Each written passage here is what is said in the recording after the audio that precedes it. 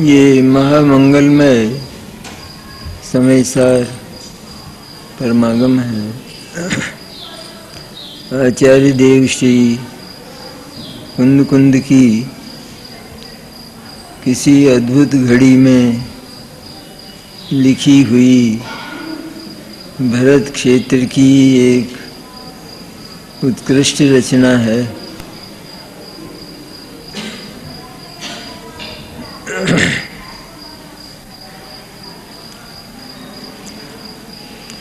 शुद्धात्म स्वरूप जो भगवान समयसार है, जगत का हर प्राणी भगवान समयसार स्वरूप है। हर प्राणी चाहे कितना ही विपत्तियों में हो अथवा कितना ही देवों की रिद्धियों के बीच में हो अथवा निगोद में हो या सिद्ध दशा में हो, लेकिन उसके द्रव्य को देखा जाए तो वो साक्षात भगवान है। उसी का नाम समयसार, उसी का नाम ज्ञायक। उसका प्रतिपादन करने वाली ये अद्भुत रचना हमारे हाथ आई, हमें मिल गई। ये कोई दुर्लभ चिंतामणि मिला। ये अनुभव भी जिनके हाथ में समयसार है उनको होता नहीं है। एक बार भी ऐसा अनुभव हो, चित्त में ऐसा उछाला आवे, ऐसा हर्ष हो चित्त में। चक्रवर्ती की संपदा एक और ये समयसार परमागम जो समयसार स्वरूप भगवान परमात्मा का वाचक है, प्रतिपादक है, मेरा प्रतिपादक है, मेरा यशोगान करने वाला है। वो परमागम वो समय प्रावृत उस चक्रवर्ती की संपदा से अधिक वजनी है, अधिक मूल्यवान है, क्योंकि वह तो नष्ट होने वाली है। और इस समय प्रावृत ने, समयसार शास्त्र ने जिस समयसार स्वरूप परमात्मा द्रव्य की ओर हमें झुकाया, उसका वाचन किया, उसका प्रतिपादन किया,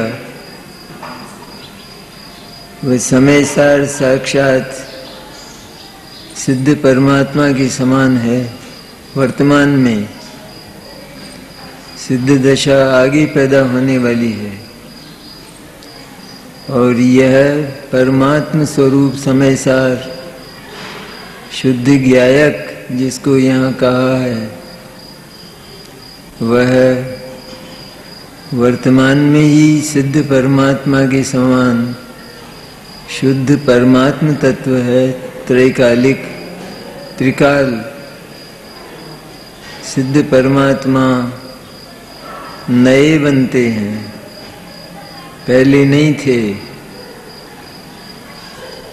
जिस समय सिद्ध परमात्मा की शुद्ध दशा प्रकट नहीं हुई, उस समय भी ये समयसार हमारे ही पास था। भगवान स्वरूप समयसार और सिद्ध परमात्मा बनने पर भी ये हमारे ही पास रहता है। जगत के जीव फिर भी इसको पाकर दुखी क्यों हैं, कष्ट में क्यों हैं? कि उसका एक ही कारण कि उन्होंने इस भगवान समय सार स्वरूप शुद्धात्म द्रव्य को स्वीकृति नहीं दी। कितनी सी बात रही, आपका निमंत्रण स्वीकार है अथवा अस्वीकार है, इतनी सी तो बात। निमंत्रण तो आपका है ही, वो तो है ही आपका निमंत्रण। तो स्वीकार है अथवा अस्वीकार है, इतना मात्र बोलना है, इतना मात्र कहना है। उसी तरह आचार्य कुंद कुंद के ये शब्द ब्रह्म भगवान सर्वज्ञ अनंत परमात्मा के वचन उसके प्रवाह रूप में चला आया। यह जो मंगल वचन है वह मंगल वचन साक्षात मंगलमय है, मंगलकारी है, मंगल करने वाला है। इसलिए ऐसा लगना चाहिए जीवन में यदि कुछ नहीं मिला तो नहीं मिला, रोटी भी नहीं मिली तो नहीं मिली, लेकिन समय सार मिल गया। ऐसा हर्ष और उल्लास के आंसू बह जाने चाहिए। अनंत जीवन में जिसकी उपलब्धि हुई नहीं, अनंत जीवन बिताए मैंने, समय सार मिला क्या? नहीं मिला।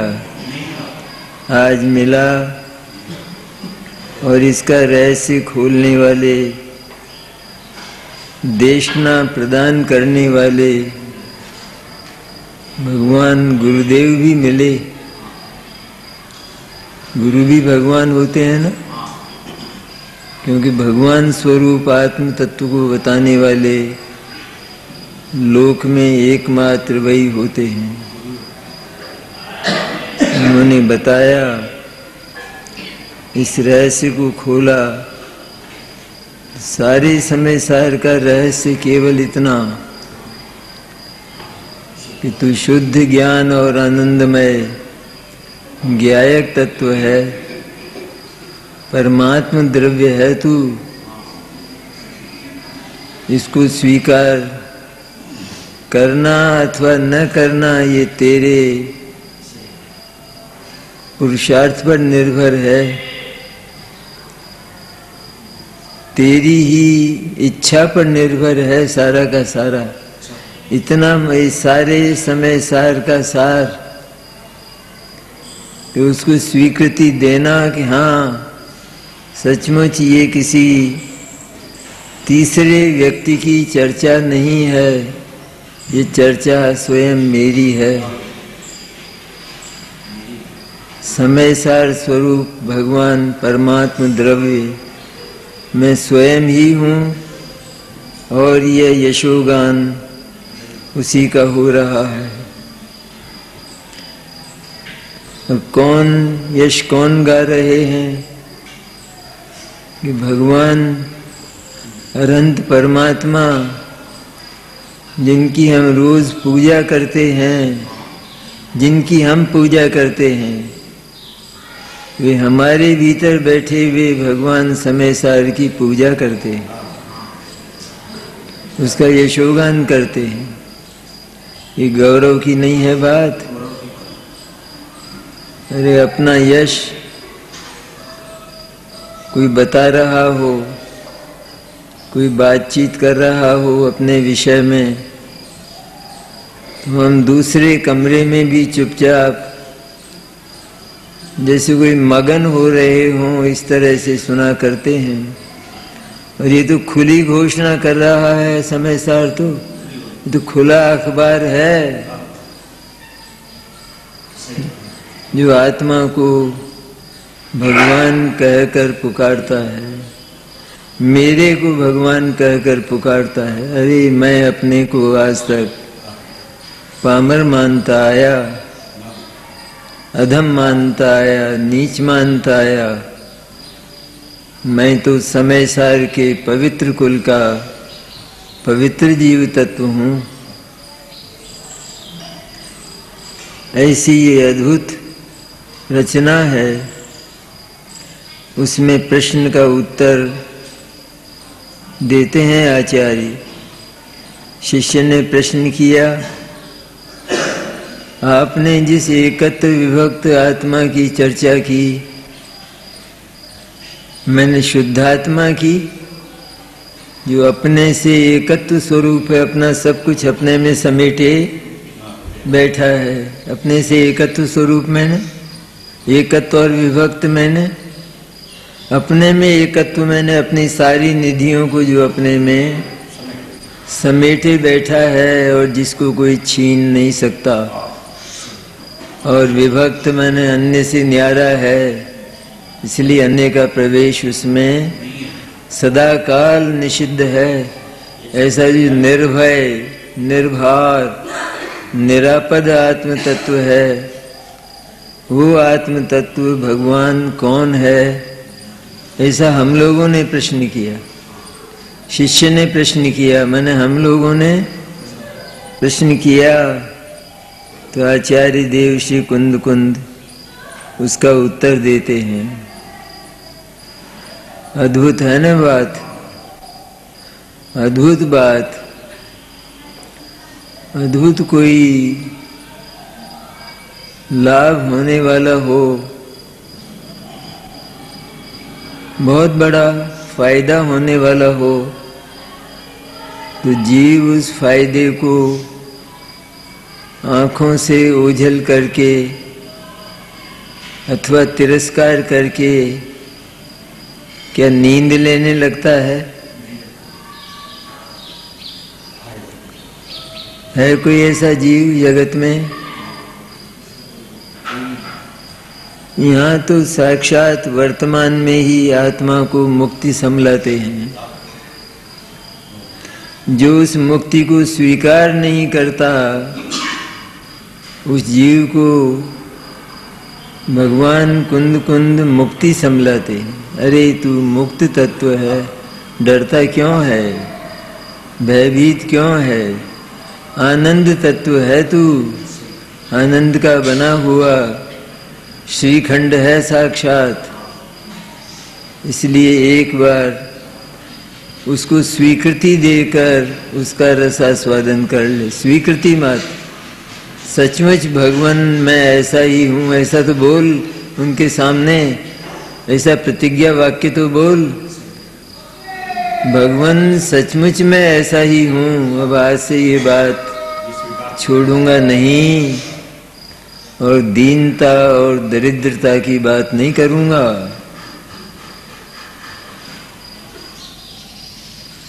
ऐसी कहानी है, ऐसा उपन्यास है समय सार, ऐसा अद्भुत उपन्यास आत्मा का, जिसमें आत्मा की स्वीकृति के बिना आत्मा की जो दशाएं बिगड़ी उनका भी वर्णन किया। लेकिन सबसे ऊपर उस समय सार को ही रखकर उस समय सार का यशोगान किया और हर जीव के हृदय में उस समय सार स्वरूप भगवान आत्मा की प्रतिष्ठा की। है तेरे पास, तू है, हम प्रतिष्ठा कर रहे हैं, मन हम दे रहे हैं वो नहीं, तू स्वयं है सदा से और अनंत काल तक रहेगा। उसे तेरी स्वीकृति अथवा अस्वीकृति की आवश्यकता नहीं है, लेकिन तूने अस्वीकार किया इसलिए अनंत संकट तूने झेले। एक बार की स्वीकृति में अनंत संकटों के पर्वत टूटकर चूर चूर हो जाते हैं, एक बार की स्वीकृति में। ऐसा उसको ज्ञान की ओर से, ज्ञान स्वभाव की ओर से ज्ञायक नाम देकर आचार्य कहते हैं टीका में, टीका की बात करी थी ना अपन ने, जल्दी नहीं करना चाहिए, जल्दी के प्रकरण नहीं हैं, अनादि से नहीं सुना ऐसी अद्भुत बात है, सिर नहीं हिलाना, सिर हिलाएगा तो वो सिर फिर मिलने वाला भी नहीं है, वो मिलने वाला भी नहीं है। इसलिए ये परम सत्य है, परम सत्य। हजारों लाखों करोड़ों लोग इस सत्य से इनकार करें, लेकिन यह सत्य, ये परमात्म स्वरूप समय सार तत्व जो स्वयं हमारे हृदय में प्रतिष्ठित है, विराजमान है, वो डिगने वाला नहीं है, चाहे कोई कितना ही इसका तिरस्कार करे।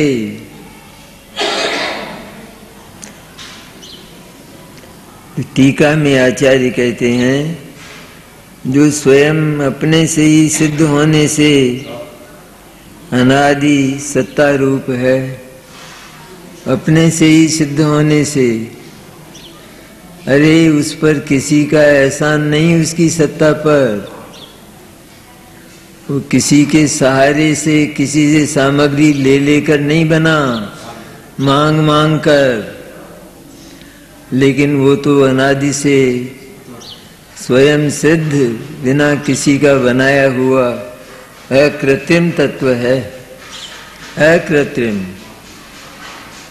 कृत्रिम नहीं है कि किसी ने रचना कर दी हो, और जिसने रचना की हो तो वो हमेशा के लिए उसके अधिकार में, पराधीनता में फंस गया हो, ऐसा वो समय सार ज्ञायक तत्व नहीं है। अद्भुत परमात्मा तत्व है। तो जो स्वयं अपने से ही सिद्ध होने से अनादि सत्ता रूप है, जो भी बात है, आचार्य अमृतचंद्र की ये टीका, जिसमें छठी गाथा की 2 लाइनों का दोहन किया गया, उसमें से उन 2 थनों में से दूध निकाला गया।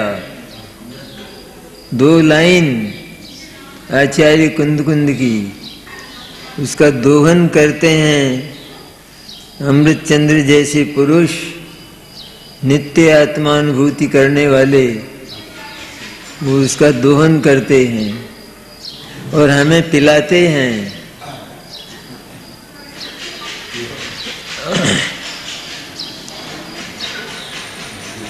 तो अपने से ही सिद्ध होने से, अर्थात मुझे किसी का अवलंबन और किसी का एहसान, किसी ने रचना की हो उस ज्ञायक तत्व की, ऐसा जगत में कोई ज्ञायक, कोई परमात्मा तत्व नहीं है।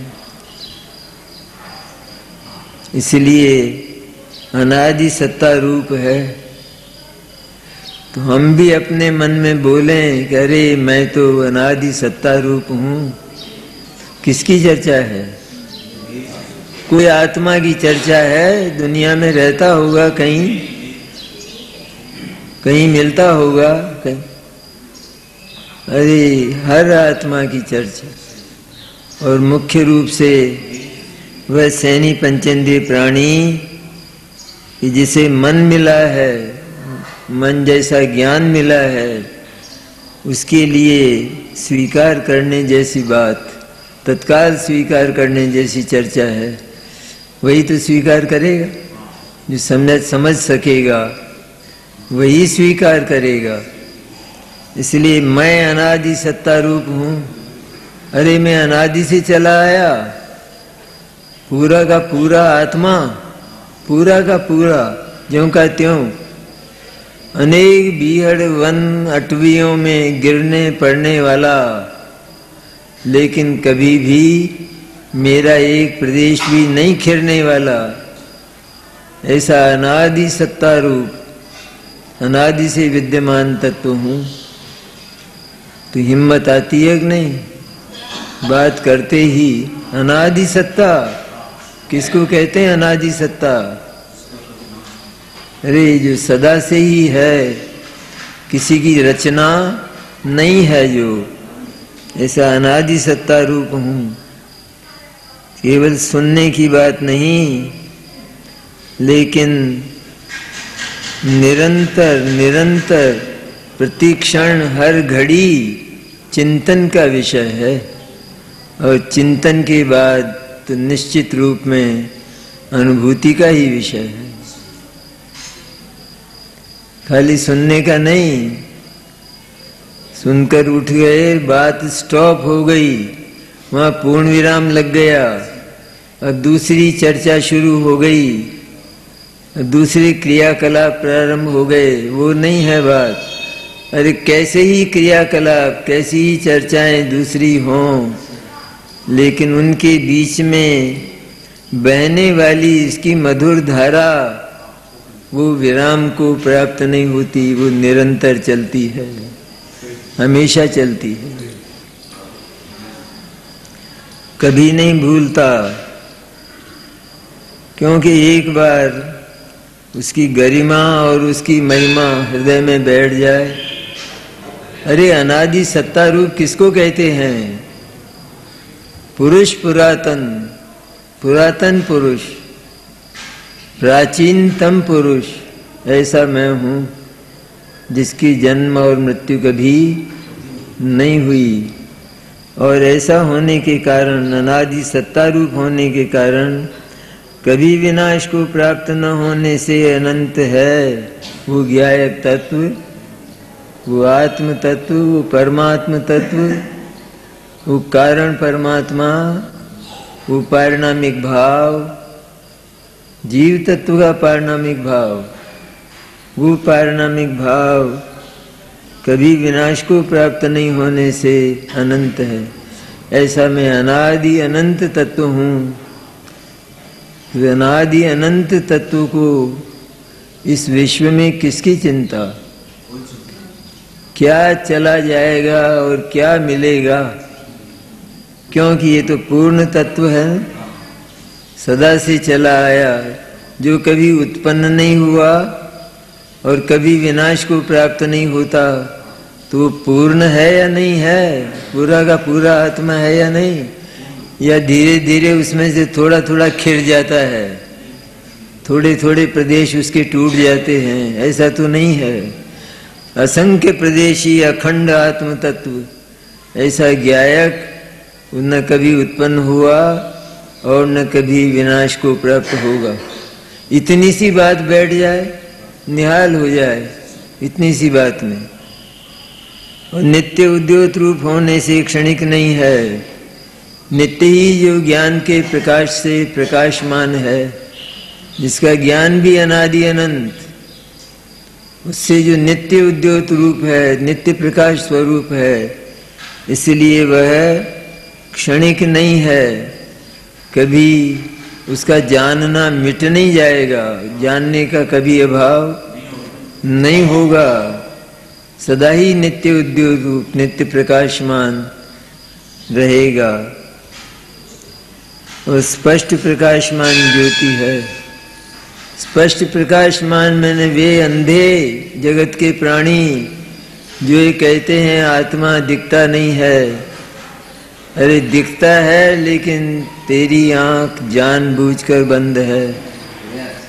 ये जो स्पष्ट प्रकाशमान है ज्ञान से, जो ज्ञान निरंतर प्रति समय प्रवाहित है, चल रहा है, इस ज्ञान को तू जानता नहीं है।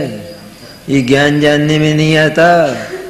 मैं जानने वाला हूं, ये जानने में नहीं आता। तो स्पष्ट प्रकाशमान हुआ कि नहीं? स्पष्ट रूप से जिसका अनुभव किया जा सकता है, जो स्पष्ट रूप से अनुभव में आता है, ऐसी स्पष्ट प्रकाशमान ज्योति है।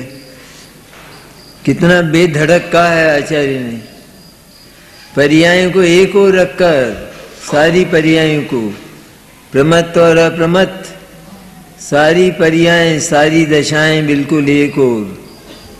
प्रमत्त दशाएं, मोह राग द्वेष की दशाएं, 28 मूल गुण, 13 प्रकार के चारित्र की मुनिराज की दशाएं, सब रागात्मक होने से ज्ञायक से भिन्न हैं और एक और हैं।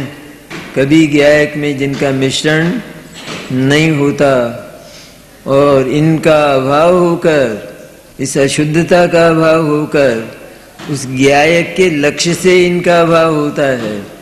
इनका अभाव होने पर उत्पन्न होने वाली सम्यक दर्शन ज्ञान चारित्र की निर्मल दशाएं, 14 गुणस्थान, उनमें से अप्रमत्त से लेकर 14वें गुणस्थान तक, उसके आगे सिद्ध दशाओं तक वे निर्मल पर्याय भी सचमुच एक और हैं और ज्ञायक एक और है। अरे आने और जाने वाली, उत्पाद और व्यय करने वाली लहरों के समान आती है और चली जाती है, और मैं तो वही का वही, ज्यों का त्यों विद्यमान रहता हूँ। कभी मेरे में परिवर्तन, कोई पर्याय मेरे में होती। जब मैं पर्याय रहित हूँ तो फिर मेरे में अशुद्धता और शुद्धता के दो विभाग कैसे? मैं तो सारे जगत से भिन्न और परिणाम मात्र से भिन्न ऐसा शुद्ध ज्ञायक हूँ। ऐसा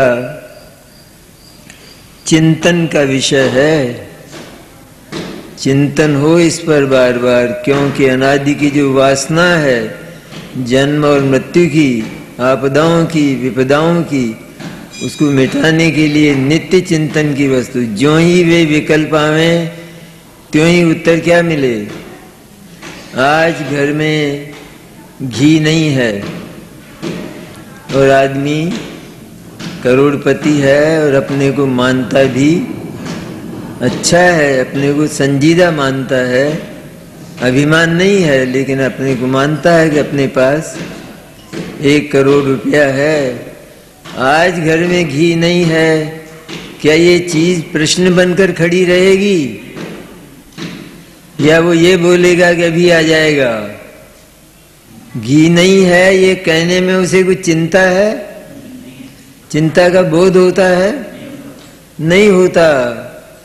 उसी तरह अनेक आपदाएं, अनेक विपत्तियां, अनेक अभाव, अनेक सद्भाव, जितना कुछ विकल्प उठता है, जितना भी, उस सबका एकमात्र जवाब है, ये उत्तर है, ये ज्ञायक। लेकिन क्या नहीं है? क्या बोलते हो?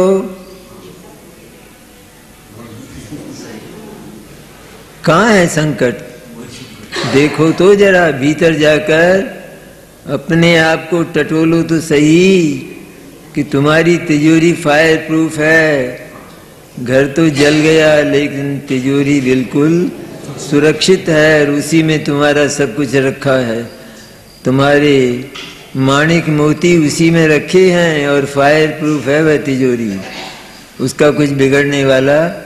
तो अभी बाहर किवाड़ खोले बिना ही क्यों रोते हो? एक बार किवाड़ खोलकर उद्घाटन करके तो देखो कि वो तो सुरक्षित पड़ी है। इस तरह हर विकल्प में क्यों? विकल्प माने रोना, हर समय का रोना, उस विकल्प का जवाब।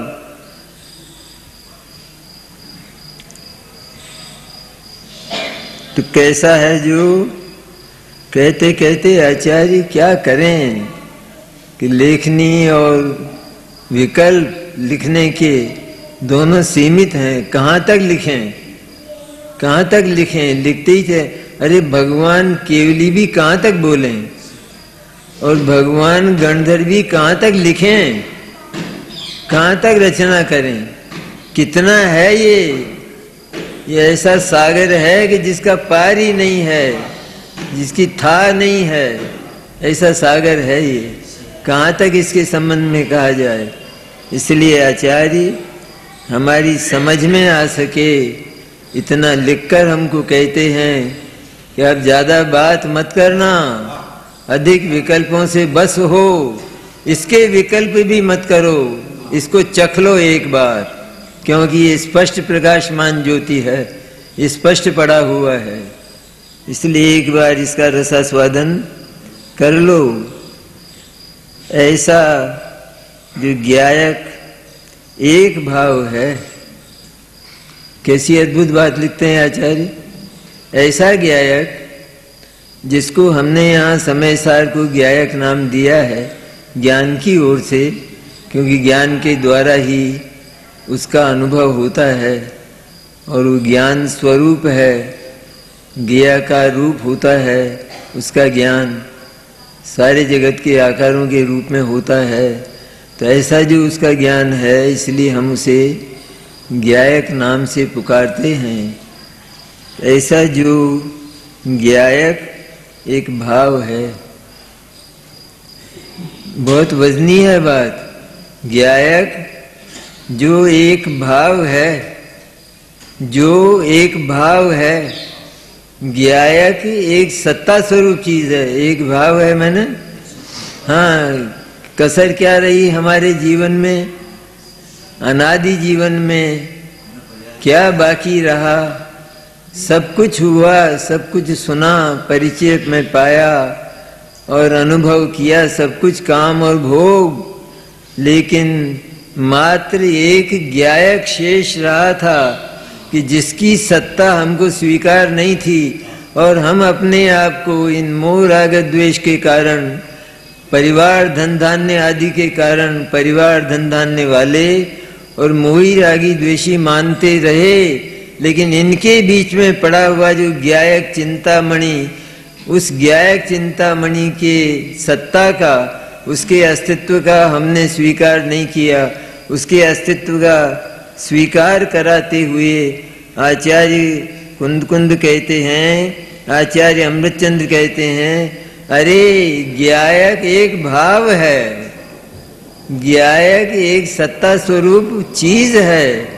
उसको तुमने सत्ता स्वरूप माना कहाँ? तुमने तो अपने आप को मनुष्य माना था ना। मनुष्य से अधिक कुछ माना था क्या?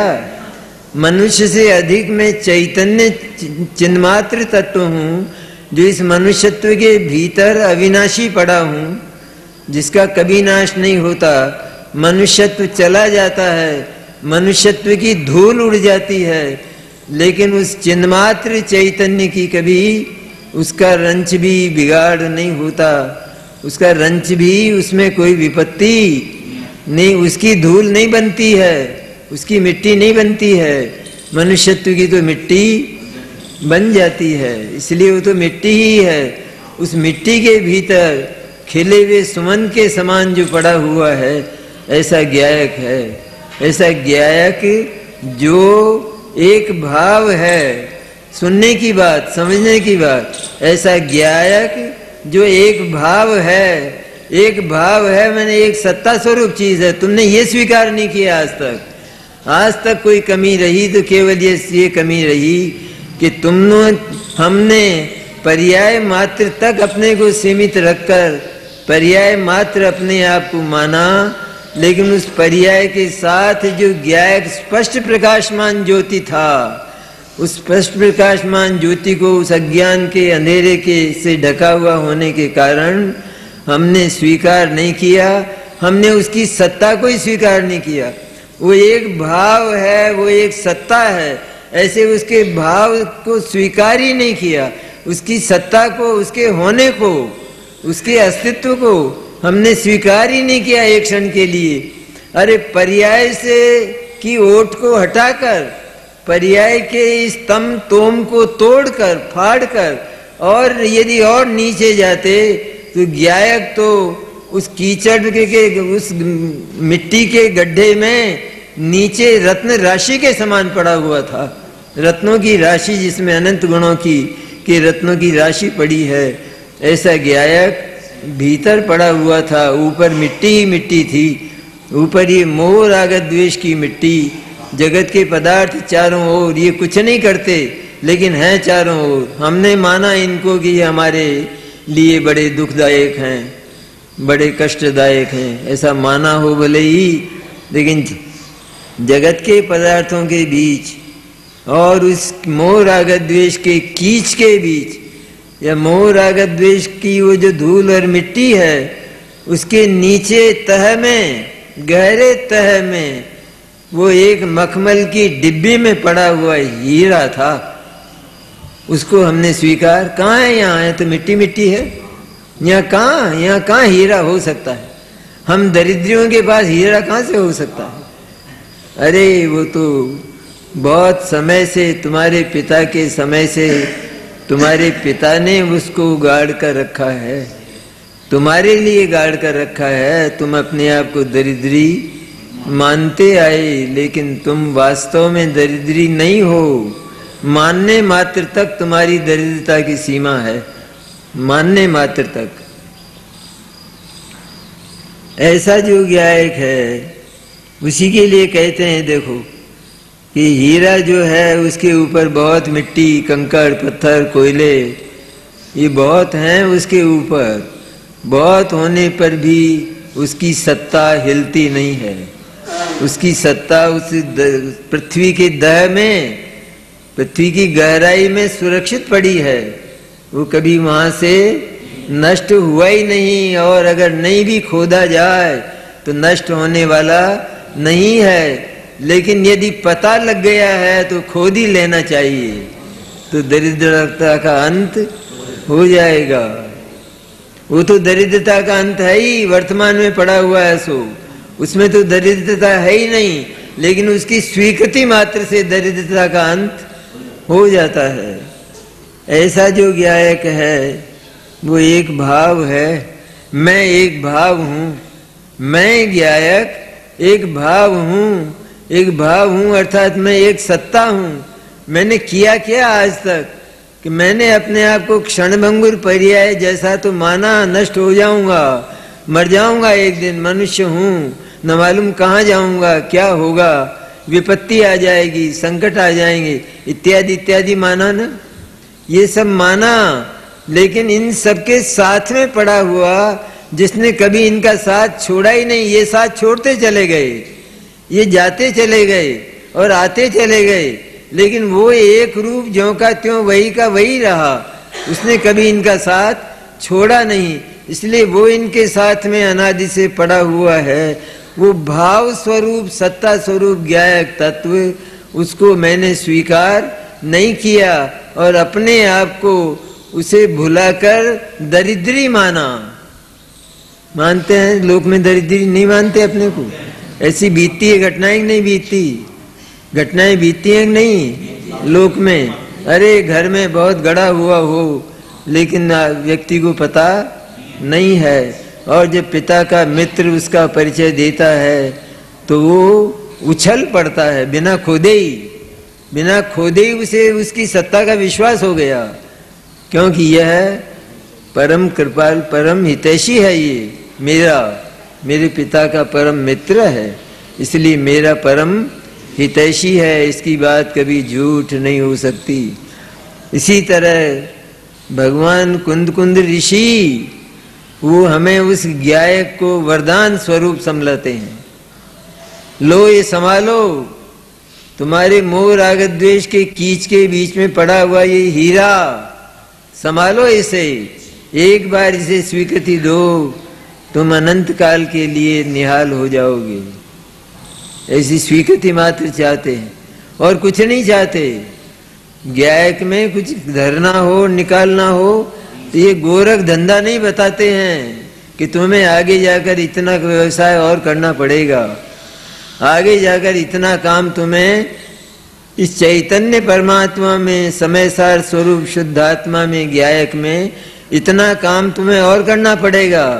यह अनादि से कीचड़ में पड़ा है तो इसे धोना पड़ेगा, इसमें कुछ जोड़ना पड़ेगा, कुछ नहीं करना पड़ेगा। वो तो निर्मल पवित्र ज्यों का त्यों पड़ा है। ऐसा पवित्र गायक, उस पवित्र गायक का क्या हुआ है? तो वो भाव स्वरूप होने पर भी उसके भाव को अर्थात उसके अस्तित्व को हमने स्वीकार नहीं किया।